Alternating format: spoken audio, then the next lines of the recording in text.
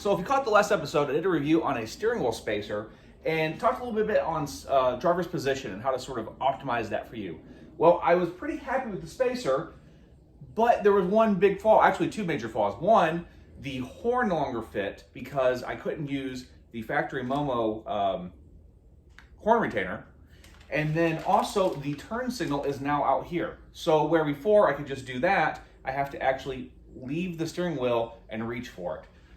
Wouldn't be a huge issue if this was a track only car, but since I use it on the street quite a bit, I want it to be, good all around. So what we've got here is a turn signal extender. So we're gonna change out the horn retainer and put in this turn signal extender and see if they work to improve the overall drive.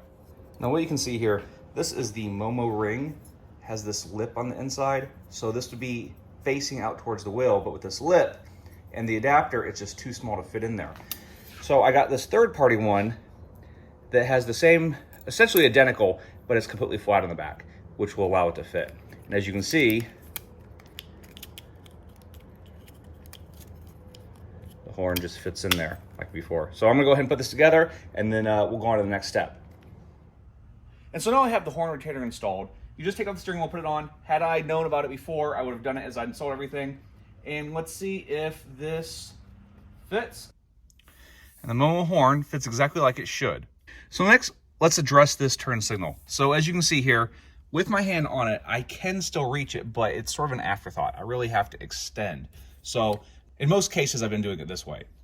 So what we're gonna do is we're gonna see if we can fit this and how well it works as far as allowing access to the turn signal. So this is what comes in the kit. We have the actual aluminum piece that will go onto the turn signal stock. Has an adjustment here to where it can be extended further. Then we have these foam adhesive pads. They're supposed to go on first, 3 of those, and then some screws, which I'm not sure where they go. Maybe they're just extras or extension screws. It doesn't look like I need them currently. So one thing I will go ahead, I noticed right away is that it's actually reversed for what we need. So I'm actually gonna flip all the screws because this looks like it's meant for right-hand drive, as you can see here, because of the way everything's facing. So I'm gonna flip all the screws and then we're gonna put it on there. Now, one concern I have is how this is tapered. This is not a completely straight stock. And of course, the hole in here is like so. Now, I've seen pictures of these applied to ones like ours. The only thing I'll consider is if it doesn't seem to work, what I can always do is 3D print sort of a reverse taper tube to go on here that would essentially make it straight all the way across and then would allow me to make this fit more securely. But we're gonna try it as is and go from there. One note I wanna make about the install, the way I'm gonna attempt it.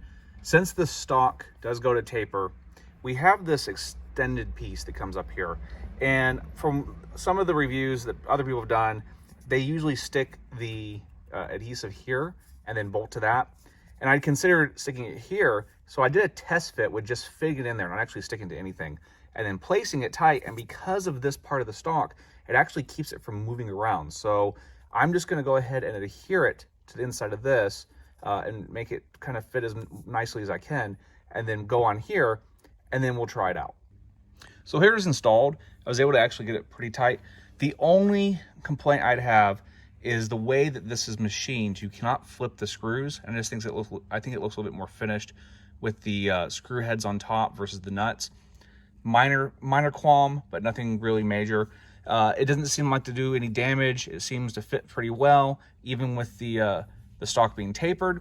And so to test things out, so right signal, left signal, flashes, brights. So all that stuff is now accessible, and I don't barely have to move my hand, where before you can see just that, 1.5 inches difference makes it much more streetable and back to normal. So to tie this all back together, let's recap. I installed an extended steering wheel spacer, which allowed me to move my seat back, give me more leg clearance, give me better driving position, allowed me to use the muscle groups better. However, by doing that, I wasn't able to put my horn in because the Momo thing did not fit. Now I put in a aftermarket retainer. It allows me to put the Momo horn back in. That fixes that problem. So all that's back to normal. And then the other issue was the stock for turning the signal and lights, all that was further away. And with this extender, that has been improved. So I think currently I'm happy with some things as far as this all come together. So I think overall, this really ties all the mods together. These three things work together to allow me to have the position I want for racing, but still maintain the streetability and sort of functionality of how everything is just as a normal driving car. These sort of user characteristics are really important for their specific uses, but you know, we all have sort of our preferences. But like always, thanks for watching. Make sure you like and subscribe, and we'll see you all next time.